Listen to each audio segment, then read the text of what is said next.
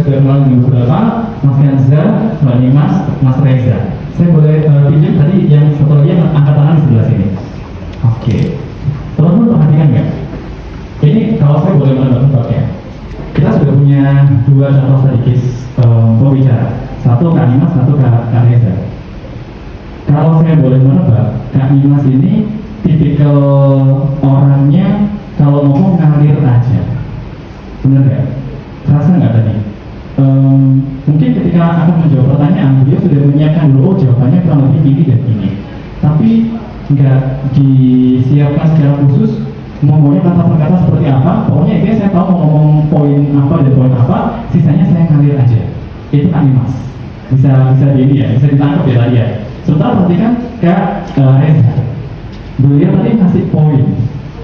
Poinnya 1, 2, 3, kemudian beliau jabarkan lebih dalam lagi. Dari situ secara nggak langsung kita bisa melihat bahwa oh beliau sudah menyiapkan mau ngomong apa, struktur pesannya apa. Itu ada dua kemungkinan. Kemungkinan satu, karena beliau punya waktu sedikit lebih lama untuk menjawab dibandingkan dengan Kak Nimas, sehingga ketika Kak Nimas bertanya, beliau sambil menyiapkan jawaban. Atau kedua, memang tipikal beliau seperti itu. Kalau mau jawab itu harus terstruktur. Tipikal orangnya adalah tipikal orang yang sistematis dan terstruktur. Yang benar kemungkinan satu atau tidak? Lebih kedua sih. Lebih kedua. Dan memang suka poin-poin ya. Dan itu jadi kita harus pahami ya, strategi itu tidak ada yang benar dan tidak ada yang salah. Yang ada adalah yang paling nyaman sesuai dengan karakter dan kekuatan kita masing-masing. Tapi perlu disadari bahwa masing-masing strategi itu punya keunggulan dan potensi jebakan. Kak Nimas dengan strategi impromptu ngalir aja pokoknya pesannya, dan aku tahu mau ngomong apa dan apa. Bagus ketika dibutuhkan untuk tak satu bagus, tiba-tiba dipotong harus ngomong soal ini cepat-cepat, cocok Kak Nimas. Tapi potensi jebakannya kalau itu tidak bisa tidak dikelola dengan baik, tidak dikontrol, ada kecenderungan untuk berlebihan. Ya, potensi jebakannya kalau tidak dibiasakan mengelola pesan dengan baik sambil berbicara, kadang-kadang jebakannya adalah keterusan ngomongnya agak melantur dan arahnya hilang. Dan kalau sudah tersesat dan tak tahu arah jalan pulang, kadang-kadang nariknya agak susah menarik kembali. Kak Reza, dari segi audiens, teman-teman merasa lebih nyaman menerima pesan ala Kak Nimas atau ala Kak Reza?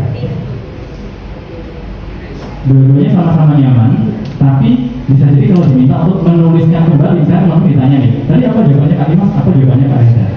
Bisa jadi yang lebih gampang ringan adalah jawaban Kak Reza, karena dibantu dengan poinnya ada 1, 2, 3. Makin kita sekarang makin banyak konten yang durasinya singkat-singkat, bite size, pertanyaan kita semakin pendek. Jadi mengelola informasi dengan caranya Kak Reza disebutkan intinya ada 3 poin, baru kemudian 3 poin itu dijelaskan lagi.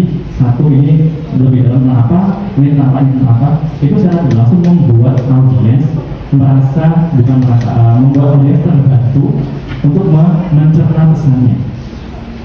Tapi tetap ada jebakannya. Jebakannya adalah kalau mikirnya terlalu lama. Karena bisa jadi situasi yang dibutuhkan seperti situasi kan tiba-tiba ditodong mic, disuruh menjawab pertanyaan. Kalau lagi-lagi tidak dikelola, kalau memang tipikalnya Kak Reza adalah tipikal yang sistematis terstruktur, maka harus banyak-banyak berlatih tipe-tipe pertanyaan yang mungkin dimunculkan dalam berbagai situasi, sehingga sudah punya modalnya di benak. Jadi proses berpikirnya itu bisa dihemat. Yang dijebakannya kalau kita nggak punya modal itu, tiba-tiba ditodong, sementara kita maunya itu kalau menjawab harus terstruktur, kalimat per kalimat, harus poinnya ini. Bisa-bisa waktunya terlalu lama, padahal ada batas waktu yang harus diikuti. Jadi tidak ada yang benar atau salah, strategi masing-masing tarik sesuai dengan karakternya sendiri-sendiri, tapi perlu disadari potensi bahayanya di mana supaya bisa kita kelola.